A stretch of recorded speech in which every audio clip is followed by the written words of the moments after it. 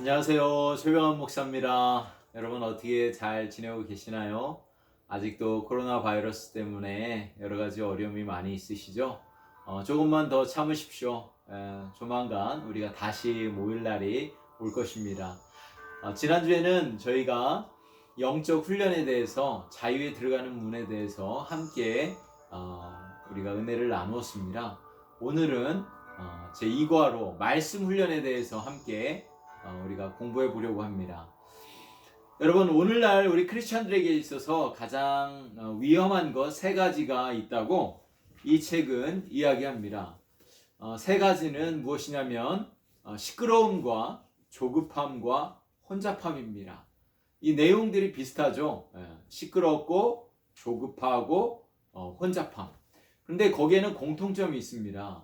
무엇이냐면 하나님의 말씀에 집중하지 못하도록 한다는 것입니다. 여러분, 사단의 가장 큰 전략이 무엇인지 아십니까? 바로 하나님의 말씀에 집중하지 못하도록 하는 거예요. 사단은 우리 크리스찬들이 너무나 분주해서 하나님의 말씀을 읽지 못하도록 만드는 겁니다. 그리고 기도하지 못하도록, 그리고 영적인 훈련을 하지 못하도록 만들어서 결국은 나약한 크리스찬, 그리고 실패하도록 만드는 그 전략을 오늘날 사단은 우리에게 사용하고 있다는 것이죠. 그래서 우리가 하나님의 말씀을 공부하고 하나님의 말씀에 집중하는 것이 얼마나 중요한지 모릅니다. 오늘 어떻게 하면 우리가 하나님의 말씀에 집중할지에 대해서 함께 배워보도록 하기를 원합니다. 시편 119편은 이렇게 말씀합니다. 내가 주의 법을 어찌 그리 사랑하는지요. 내가 그것을 종일 묵상하나이다. 내가 주의 말씀을 지키려고 발을 금하여 모든 악한 길로 가지 아니하였사오며 주께서 나를 가르치셨으므로 내가 주의 규례를 떠나지 아니하였나이다. 여러분, 성경에 나오는 수많은 사람들, 특별히 믿음의 사람들이 하나님의 말씀을 묵상했습니다. 이삭도 해가 저물 때 들에 나가 묵상하다가 이렇게 말씀하고 있죠.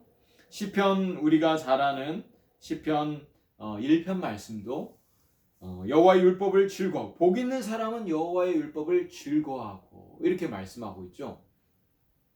그리고 소년 사무엘도 하나님의 음성을 듣기 위해서 귀를 기울였다.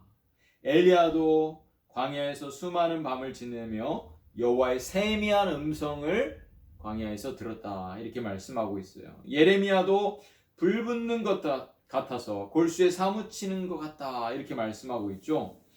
이사야 선지자도 성전에서 하나님의 음성을 듣습니다. 예수님도 어떻습니까? 예수님도 광야에서 40일 동안 기도할 때, 금식하며 기도할 때 어떻게 하죠? 사단이 예수님을 유혹하잖아요. 그때 어떻게 합니까? 하나님의 말씀으로 물리쳤습니다. 그래서 성경에 보면은 이 하나님의 말씀을 듣고 하나님의 말씀을 묵상하는 것이 얼마나 중요한지 우리에게 보여주고 있습니다. 여러분, 말씀 묵상의 가장 큰 특징이 무엇인지 아십니까? 그것은 말씀을 듣고 순종하는 것입니다.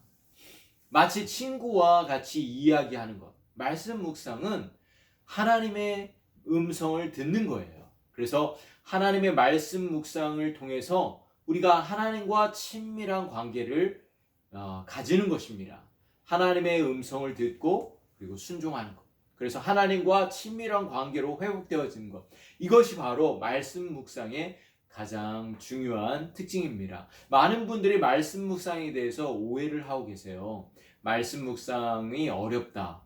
말씀을 배우는 것이 힘들다. 이렇게 얘기하시는데 절대 그렇지 않습니다. 우리가 친구와 같이 이렇게 이야기할 때 어려운가요? 그렇지 않습니다. 그렇죠? 네. 친한 친구와 같이 이야기하는 것.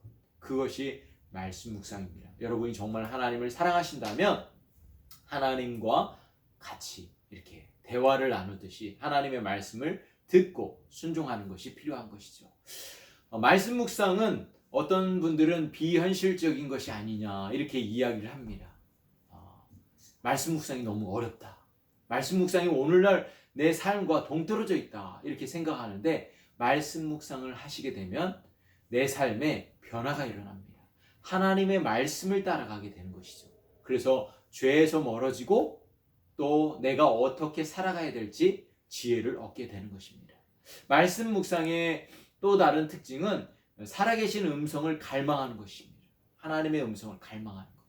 하나님의 말씀을 묵상하면 묵상할수록 하나님의 그 성품을 닮아가고 하나님을 갈망하게 되는 것이죠. 그렇다면 구체적으로 말씀 묵상을 어떻게 우리가 할 수 있을까요?